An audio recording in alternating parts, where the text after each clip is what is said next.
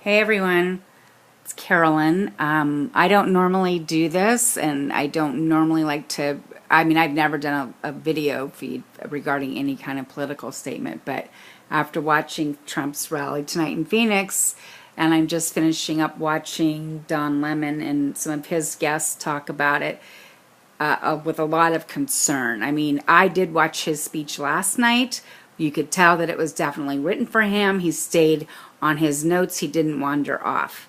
Tonight, he was again off the rails, just like he was at his, impromptu press conference last week.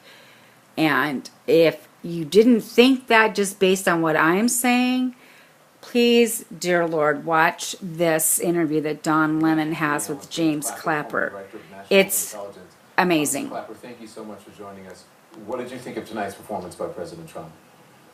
Well, Don, it's hard to know where to start. It's just so objectionable on so many levels. I've toiled in one capacity or another for every president since and including John F. Kennedy through President Obama. And I don't know when I've listened and watched something like this from a president that I found more disturbing. Having some understanding of more disturbing the levers of power that are available to a president if he chooses to exercise them, I found this downright scary and disturbing. Downright scary and disturbing. Has those words ever been spoken about any U.S. president? Dear God. Interesting to contrast last night's teleprompter Trump performance versus tonight, which is, of course, the real Trump, just as it was in the unglued impromptu press conference at Trump Tower. So I just find this extremely disturbing. Are you questioning his fitness? Yes, I do. He said it. I really question this is a former National Director of Intelligence. His fitness to be in this office.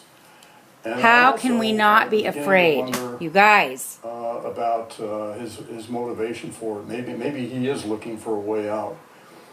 I do wonder as well about the people that attracted to this rally as others. What are they thinking, or why am I so far out off base? Because I don't understand the adulation. And of course, that's why I think he gravitated to having this rally as ill-timed as it is. He should have quit while he was ahead after last night.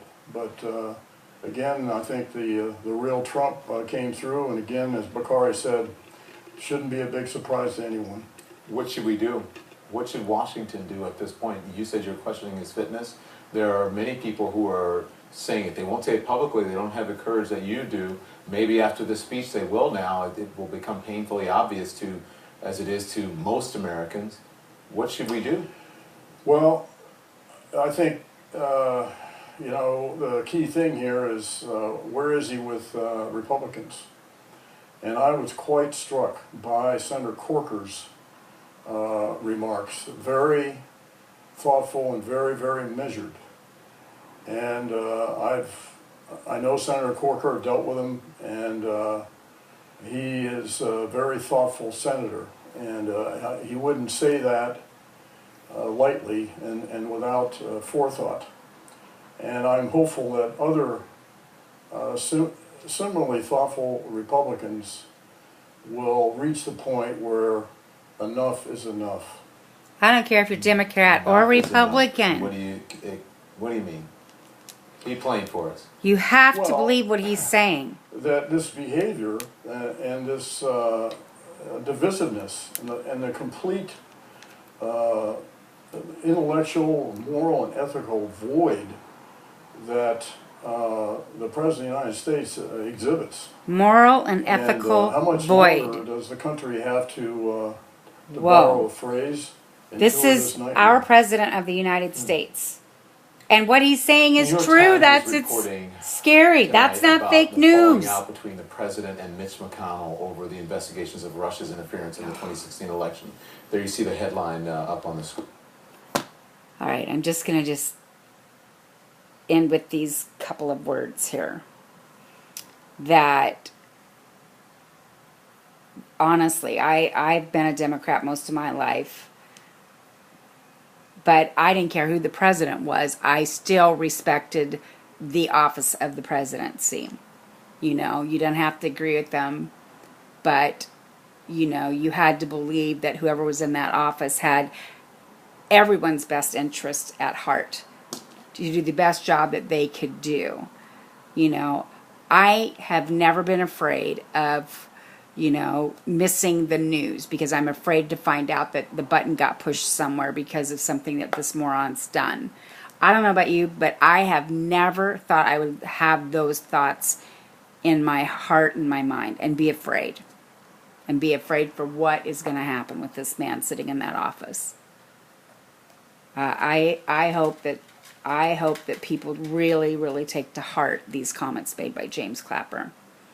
Anywho, thanks for listening. That's my 2 cents worth.